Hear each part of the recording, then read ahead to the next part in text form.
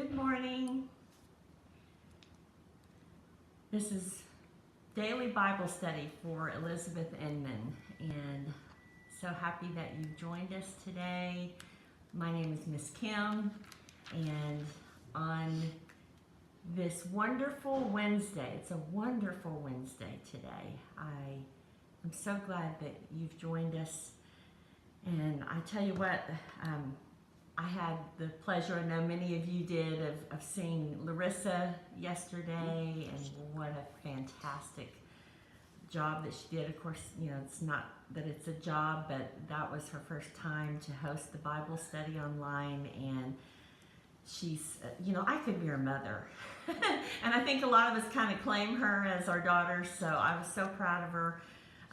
And just thank you for joining in and coming with the expectancy of hearing something from the Lord.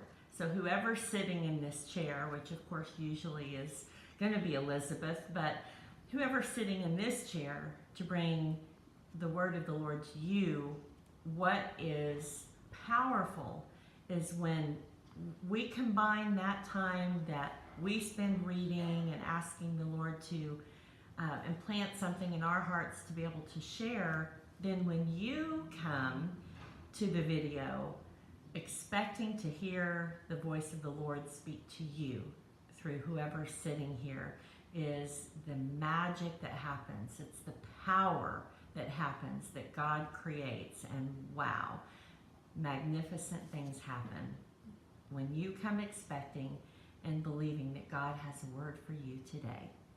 So I believe he has a word for all of us. If you are following along in your one-year daily Bible, today's reading is out of Genesis in the Old Testament, Genesis 46 and 47.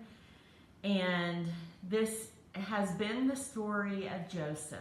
And we are now to the point where Jacob is basically deciding to set out for Egypt with all his possessions.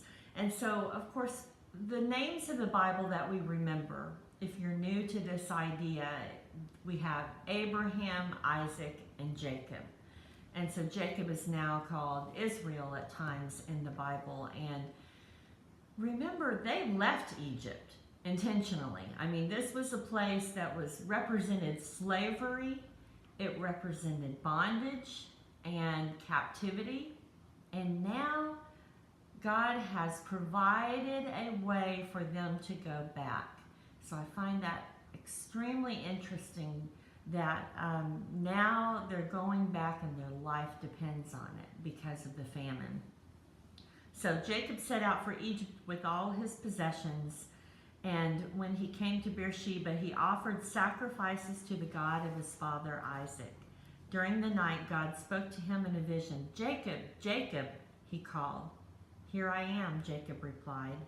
"I am God, the God of your father," the voice said. "Do not be afraid to go down to Egypt, for there I will make your family into a great nation." And so he's telling Jacob it's safe. Go back to Egypt. And so Jacob left, and his sons took him to Egypt. They carried him and their little ones and their wives, and you know, this was quite a group of about 70, I believe it goes on to say, and then it goes on to name the names. It's important, or it wouldn't be in there. So the names, the sons, all of the family members, and then we go on down to, you know, by the way, you can get this even on your iPhone. If you do not have the actual physical copy of the One Year Daily Bible, you can get it on the Bible app. There's so many possible ways to find the readings. But so again, they're heading into Egypt, and let's go down to verse 28. As they neared their destination, Jacob sent Judah ahead to meet Joseph and get directions to the region of Goshen. And when they finally, and Goshen was that's where the fields were, that's where the animals were. It's if you were a farmer or a shepherd, that's where you were going to take your flocks, was Goshen. And so Joseph prepared his chariot, So imagine this. This is the first time Joseph is going to see his father since he had been thrown in the pit. And since he left the day that his father sent him out to go take care of his brothers. And so this is a powerful, powerful moment. When you are reunited with someone that you haven't seen in years, you know how we do. I mean, I can remember going to the airport, and if I hadn't seen some of my family members in, I don't know, months, you know, when they get to the airport and you hug them and you embrace, and it just feels so good to see them again. And or if you haven't seen your child for a while, you know, I can remember Spencer, my son, going to summer camp. And, you know, as a parent, I mean, you kind of have this, like, yes, they need to go, but I'm, you know, and he's an only child, so he's leaving for a week, and then when he came back, it was, gosh, it felt like forever, and big hugs, and I cannot even fathom the thought that I've been separated from my child for decades now, and that now I'm actually getting to see him. So when Joseph arrived, he embraced his father and wept, holding him for a long time. In verse 30, finally Jacob said to Joseph, "Now I am ready to die, since I have seen your face again and know you're still alive." And so then Joseph said to his father and his brothers he was going to go tell Pharaoh that his family has come, and and this is what I find interesting. He said in verse 33, "When Pharaoh calls for you and asks you about your occupation, you must tell him, 'We, your servants, have raised livestock all our lives, as our ancestors have always done.' When you tell him this, he will let you live here in the region of Goshen, for the Egyptians despise shepherds." So obviously there was still some leftover feelings from all the years ago when the Israelites had left Egypt, and then Joseph went. Now we're in chapter 47. Then Joseph went to see Pharaoh and told him, my father and my brothers have arrived from the land of Canaan." And so anyway, they go on, and when Pharaoh asks, they said, we, your servants, are shepherds, just like our ancestors. And so he sends them to Goshen, and Pharaoh said, "Now that your father and brothers have joined you here, choose any place in the entire land for them to live. Give them the best land of Egypt. Let them live in the region of Goshen, and if any of them have special skills, put them in charge of my livestock too." So I love how God does this, how God restores. You know, he releases you from somewhere. So he takes you out of bondage in an area. He takes you out of bondage of whatever has been weighing you down, whatever has felt like a chain tied around your ankle, whatever you felt a slave to. God releases you and takes you out of that captivity and that bondage.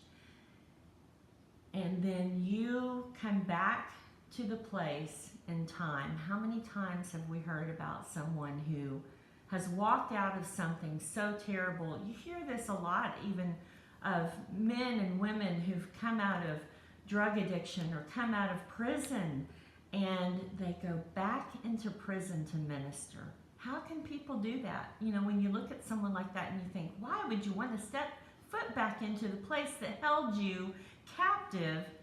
But it's because they go back in with the power of the Lord now, and they have that freedom in the land.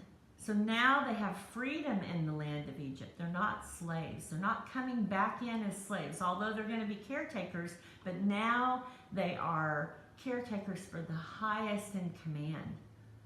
And they're coming back in with their possessions, not without and not as slaves. They're coming back in free. The power of that thought of what God has brought you out of, what God has brought me and set me free from. When I am speaking with someone else, when you are speaking with someone else, you have the freedom now in that land to be able to minister and to speak to them and to set them free. So many good things in today's reading. We could go on and on about that. I love too because this is still the time of famine. And let's go down to verse 23 of chapter 47. Then Joseph said to the people, "Look, today I have brought you and your land for Pharaoh. I have bought you and your land for Pharaoh. I will provide you with seed so you can plant the fields. Then when you harvest it, 1/5 of your crop will belong to Pharaoh." Because basically, as people were beginning to starve during this famine, Joseph was purchasing their land from them so that Pharaoh would own all of it, and then they would plant the crops. And I love this, that Joseph said, "I will provide you with seeds." So again, God had given him the wisdom to be able to prepare for this time, and he had seed in the barn.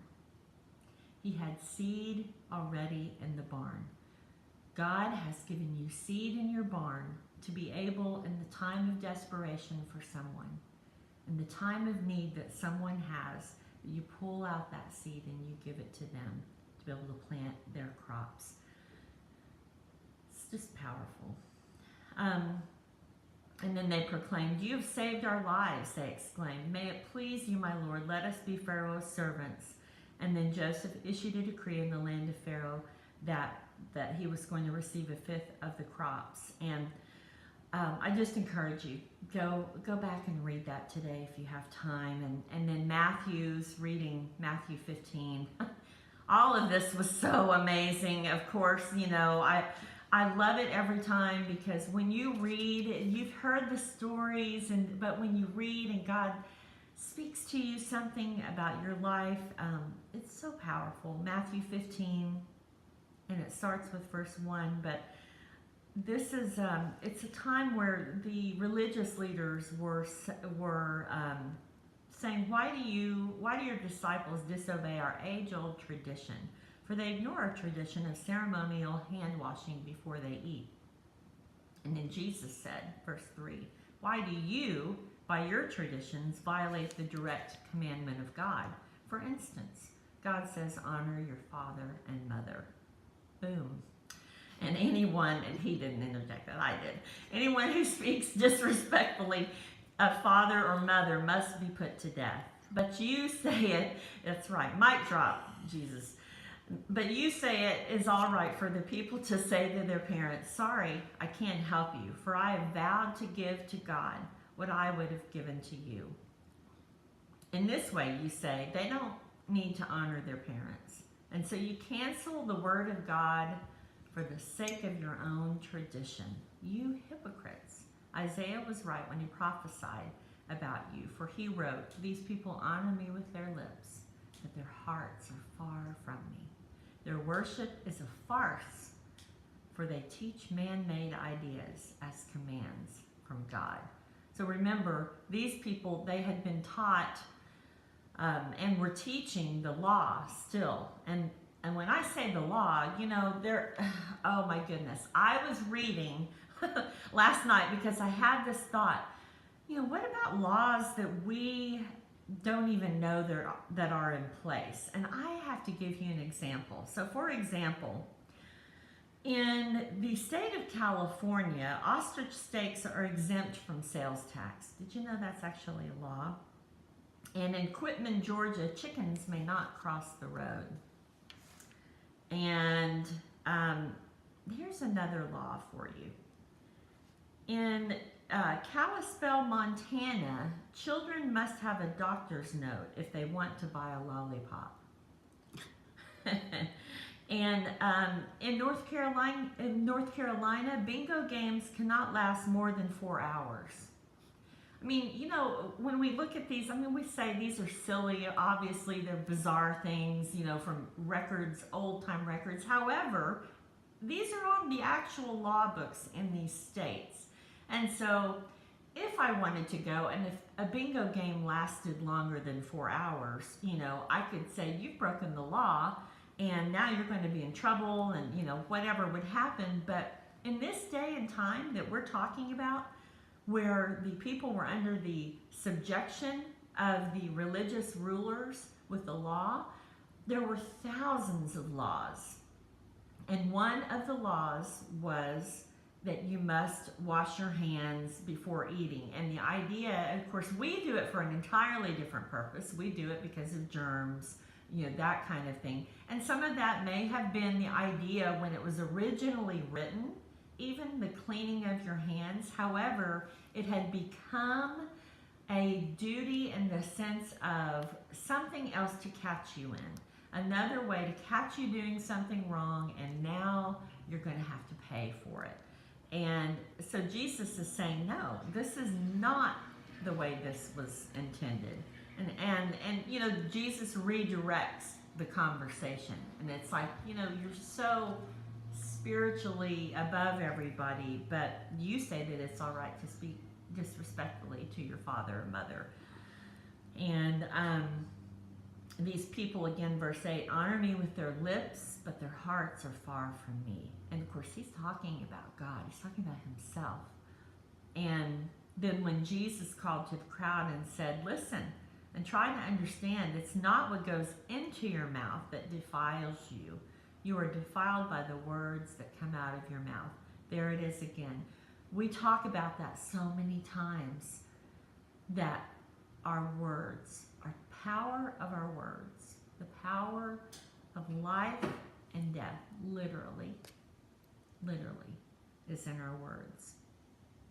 I encourage you to read the rest of that today, because we don't have time to do all that, the reading, because then it goes on. There's a great story at the end of Matthew, and so I just want to give you a prompting to read that today, and because Psalms 19 is powerful, it's beautiful, talking about the heavens proclaim the glory of God.